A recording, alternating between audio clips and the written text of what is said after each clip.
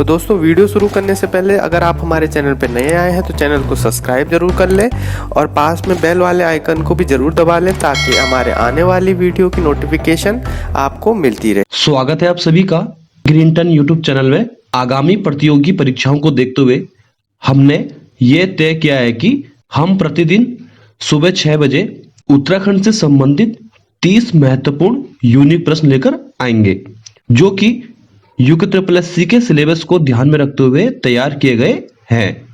सभी दोस्तों को गुड मॉर्निंग और नमस्कार। यह Uttarakhand daily one liner quiz का सेट नंबर 37 है। तो चलिए दोस्तों शुरू करते हैं आज का क्विज। आज का पहला प्रश्न है, भोटिया जनजाति में विवाह को क्या कहा जाता है? तो इसका सही उत्तर है दामी। ठीक है, तो भोटिया जनजाति में विवाह को दामी कहा जाता है। ठीक है, जैसे हम कह सकते हैं जौनसारी जनजाति, तो जौनसारी जनजाति में विवाह को जजोड़ा कहते हैं। ठीक है, तो जौनसारी जनजाति में विवाह को जजोड़ा कहते हैं और भोटिया जनजाति में विवाह को दामी कहा जाता है। नेक्स्ट प्रश्न है, गंगा को प्रदूषण मुक्त करने हेतु केंद्र सरकार के द्वारा नमामि गंगे अभियान कब शुरू किया गया था? ठीक है, तो इसका सही उत्तर है 7 जुलाई 2016 को। अब थोड़ा देख लेते हैं नमामि गंगे अभियान के बारे में। तो राज्य में नमामि गंगे अभियान की शुरुआत 7 जुलाई 2016 को हरिद्वार के ऋषिकुल मैदान से की गई थी। ठीक है, तो यही प्रश्न आयोग ने अपने विभिन्न एग्जामों में प्रश्न पूछा था कि नमामि गंगा अभियान की शुरुआत 7 जुलाई 2016 को हरिद्वार के ऋषिकुल मैदान से की गई थी। नेक्स्ट प्रश्न है, राज्य में गंगा स्वच्छता दिवस कब मनाया जाता है? ठीक है, तो राज्य में गंगा स्वच्छता दिवस 17 दिसंबर को मनाया जाता है। नेक्स्ट प्रश्न है, कुमाऊं रेजिमेंट का मुख्यालय आगरा से हटाकर रानीखेत कब लाया गया? तो इसका सही उत्तर है मई 1948 में। ठीक है, अब थोड़ा देख लेते हैं रानीखेत कुमाऊं रेजिमेंट के बारे में। तो कुमाऊं रेजिमेंट की स्थापना 27 अक्टूबर 1945 को की गई थी, यानी कि जब कुमाऊं रेजिमेंट की स्थापना की गई थी तो इसका मुख्यालय आगरा में था। ठीक है, तो यहाँ प्रश्न थोड़ा घुमा के बना दिया गया है कि कुमाऊं रेजिमेंट का मुख्यालय आगरा से हटाकर रानीखेत कब स्थानांतरित किया गया था? तो इसका सही उत्तर है मई 1948 में। ठीक है, नेक्स्ट प्रश्न है, कुमाऊं रेजिमेंट के किन बटालियन को भारतीय सेना में वीरों में से वीर कहा जाता है? देखो एग्जाम की दृष्टि से मोस्ट इंपोर्टेंट प्रश्न है। आने वाले जो आगामी पेपर हैं वहां आपको इस टाइप के प्रश्न देखने को अवश्य मिलेंगे कि कुमाऊं रेजिमेंट के किन बटालियन को भारतीय सेना में वीरों में से वीर कहा जाता है? तो इसका सही उत्तर है 13वीं तथा 15वीं बटालियन को। नेक्स्ट प्रश्न है, चिपको आंदोलन की प्रथम सूत्रधार गौरा देवी को वृक्ष मित्र पुरस्कार कब दिया गया था? तो गौरा देवी को वृक्ष मित्र पुरस्कार 1986 में दिया गया था। अब थोड़ा देख लेते हैं गौरा देवी के बारे में। तो राज्य में जो राज्य से संबंधित एक महत्वपूर्ण महिला है गौरा देवी।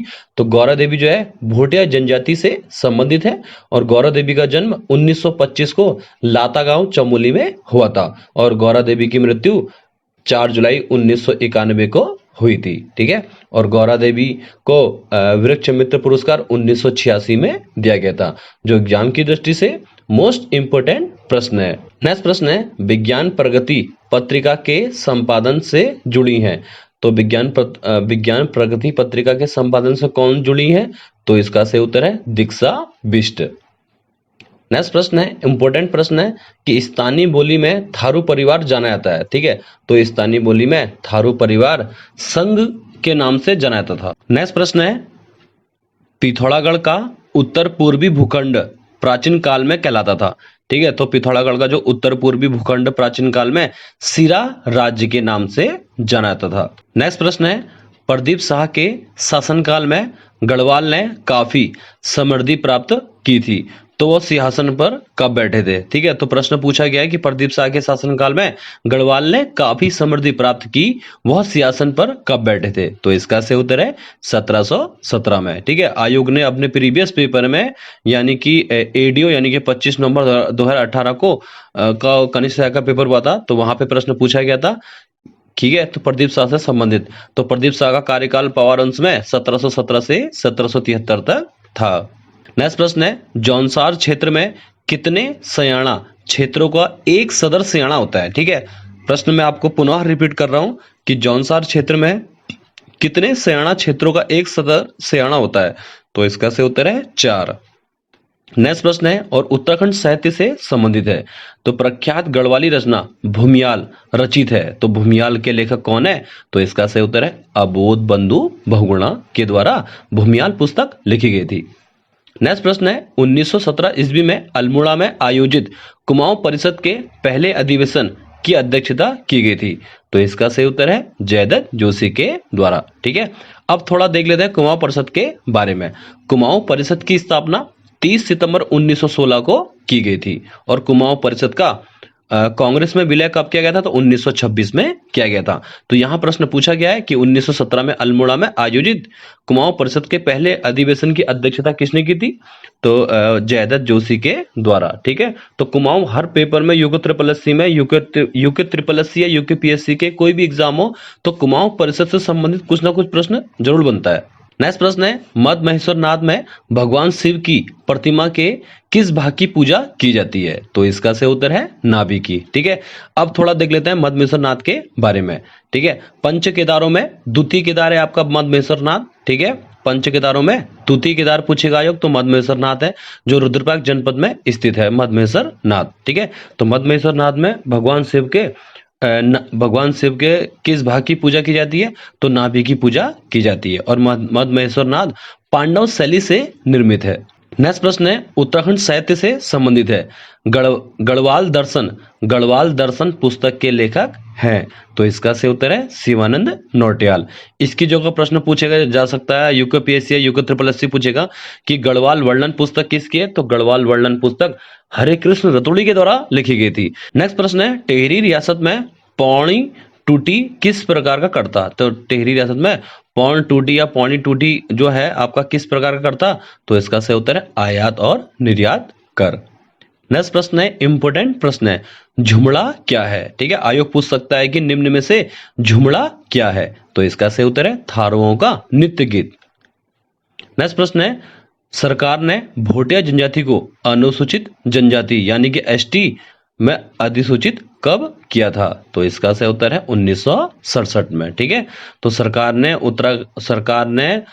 1967 में उत्तराखंड की 5 जातियों को अनुसूचित जनजाति का दर्जा दिया था, जैसे थारू हो गया, जौनसारी हो गया, बोक्सा हो गया, भोटिया हो गया और राजी। नेक्स्ट प्रश्न है, और उत्तराखंड साहित्य से संबंधित है, अलविदा कुमाऊं यानी कि कुमाऊं से गोरखों की वापसी नामक पुस्तक के लेखक है, तो इसका सही उत्तर है प्रोफेसर LL वर्मा के द्वारा। नेक्स्ट प्रश्न है, उत्तराखंड उच्च न्यायालय यानी कि उत्तराखंड उच्च न्यायालय का है तो नैनीताल में हाईकोर्ट, तो उत्तराखंड उच्च न्यायालय नैनीताल के भवन का निर्माण करवाया गया था, तो इसका सही उत्तर है सर एंटोनी मैकडोनाल्ड के द्वारा। अब थोड़ा देख लेते हैं उत्तराखंड उच्च न्यायालय के बारे में। ठीक है, आयोग ने प्रश्न पूछा था कि उत्तराखंड उच्च न्यायालय जो है आपका इसका निर्माण किसने कराया था? तो सर एंटोनी मैकडोनाल्ड के द्वारा किया गया था, और इसका निर्माण कब हुआ था? तो 27 अप्रैल 1897 में। ठीक है, नेक्स्ट प्रश्न है, इंपोर्टेंट प्रश्न है, कालिदास की किस रचना में हिमालय को औषधि प्रस्थ से उल्लेखित किया गया है? तो इसका सही उत्तर है कुमार संभव में। ठीक है, तो कालिदास की किस रचना में हिमालय को औषधि प्रस्थ से उल्लेखित किया गया है? तो इसका सही उत्तर है कुमार संभव में। नेक्स्ट प्रश्न है, और इंपोर्टेंट प्रश्न है कि राज्य में बगड़वाल नृत्य किया जाता है? तो ठीक है, राज्य में बगड़वाल नृत्य नीति घाटी चमोली में किया जाता है। नेक्स्ट प्रश्न है, सवासार पुस्तक के लेखक हैं? तो इसका सही उत्तर है सुदर्शन शाह के द्वारा। अब थोड़ा देख लेते हैं सुदर्शन शाह के बारे में। तो राजा सुदर्शन शाह पारवंश के 55वें क्रम के राजा थे। तो सुदर्शन शाह का कार्यकाल 1815 से 1859 के बीच में था। तो सुदर्शन शाह ने अपने शासनकाल में सवासार नामक पुस्तक लिखी थी। कब लिखी थी? 1828 में। और सुदर्शन शाह ने सवासार को 7 खंडों में विभाजित किया था। और जो सवासार पुस्तक है ये किस भाषा में लिखी गई है? तो ब्रज भाषा में लिखी गई है। ठीक है, आपको मैं रिवीजन के तौर पर पुनः मैं आपको बता दूं कि सवासार पुस्तक किसकी है? तो सुदर्शन शाह की है। और सुदर्शन शाह ने सवासार पुस्तक 1828 में लिखी थी।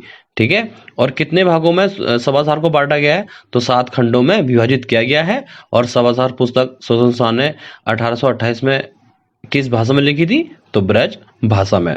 ठीक है, नेक्स्ट प्रश्न है, वह प्राकृतिक हादसा जिसमें प्रसिद्ध नृत्यांगना प्रोतिमा बेदी की मृत्यु हुई थी। इंपॉर्टेंट प्रश्न है, आने वाले आगामी पेपरों में आप मिले कि वह प्राकृतिक हादसा जिसमें प्रसिद्ध नृत्यांगना प्रोतिमा बेदी की मृत्यु हुई थी। तो इसका से उत्तर है मालपा भूस्खलन में। ठीक है, जो मालपा भूस्खलन हुआ था ये पिथौरागढ़ जनपद में हुआ था। और कब हुआ था? 17-18 अगस्त 1998 को हुआ था। और मालपा भूस्खलन में कौन सा ऑपरेशन चलाया गया था? तो ऑपरेशन ब्लू एंजल चलाया गया था। ठीक है, जिसमें प्रोतिमा बेदी की मृत्यु हुई थी।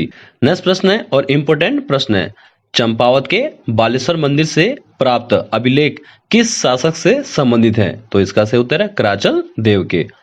नेक्स्ट प्रश्न है, हरसिल क्षेत्र में सेब की विल्सन प्रजाति विकसित की गई थी। तो इसका सही उत्तर है फ्रेडरिक विल्सन के द्वारा।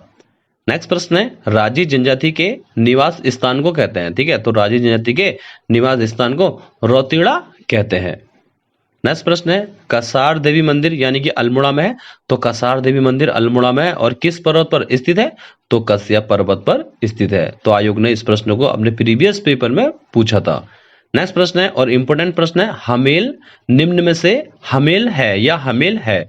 ठीक है, तो हमेल क्या है? सिक्कों की बनी गले में पहनने वाली माला। हमेल क्या होती है? सिक्कों की बनी गले में पहनने वाली माला होती है। नेक्स्ट प्रश्न है और आज का अंतिम प्रश्न है, कटिहार के हिंदू राजा खड़क सिंह का महताओं के देश कुमाऊं में भागने का उल्लेख किस ग्रंथ में आया है? तो इसका सही उत्तर है तारीख ए मुबारक शाही में। तो चलिए दोस्तों, मिलते हैं नेक्स्ट वीडियो में 30 यूनिक प्रश्नों के साथ कल सुबह 6 बजे। आज के लिए इतना ही। वीडियो अगर पसंद आए तो वीडियो को लाइक एंड शेयर भी कीजिएगा और हमारे YouTube चैनल को सब्सक्राइब भी कर दीजिएगा। तो जय हिंद, जय भारत।